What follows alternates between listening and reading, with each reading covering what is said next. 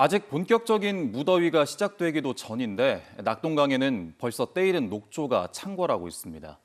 묽은 메리 지점에는 조류경보 관심 단계가 발령됐는데 지난해보다 한 달이나 빨리 발령된 겁니다. 5월에 조류경보가 발령된 건 거의 10년 만의 일이라 그만큼 낙동강물을 식수로 사용하는 부산 경남에서는 걱정이 클 수밖에 없는데요.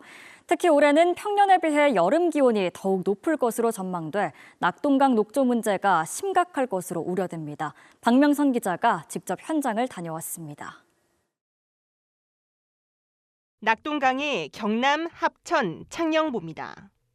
푸른 강물은 간데 없고 강 전체가 온통 초록빛입니다. 가까이 보면 녹조 알갱이들이 물 가득 둥둥 떠다닙니다. 낙동강 가까이 거주하는 주민들은 벌써부터 녹조의 독성이 영향을 미칠까 걱정이 큽니다. 그 녹조가 날라와가지고 흔적이 남아 있어요.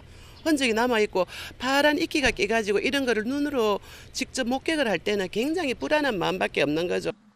수년째 낙동강 수질을 점검해온 환경단체와 일대를 직접 돌아봤습니다.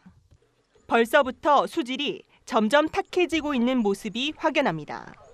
페인트를 풀어놓은 듯 걸쭉한 녹색 띠까지 보이고 있습니다.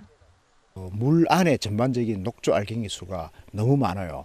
대발생 직전에 이렇게 개체수가 물 전체에 확 일어날 때 그 현상들이 지금 보여져요. 본격적인 무더위가 시작되기도 전이지만 묽은 메리 지점에는 벌써 올 들어 첫 조류 경보가 발령됐습니다. 특히 5월에 조류 경보가 발령된 것은 지난 2016년 이후 9년 만입니다. 낙동강 물 1ml당 유해 남조류가 5,900여 개를 웃돌면서 조류 경보가 내려진 것입니다. 해마다 6월 중순 이후에나 녹조가 발생해 왔는데요.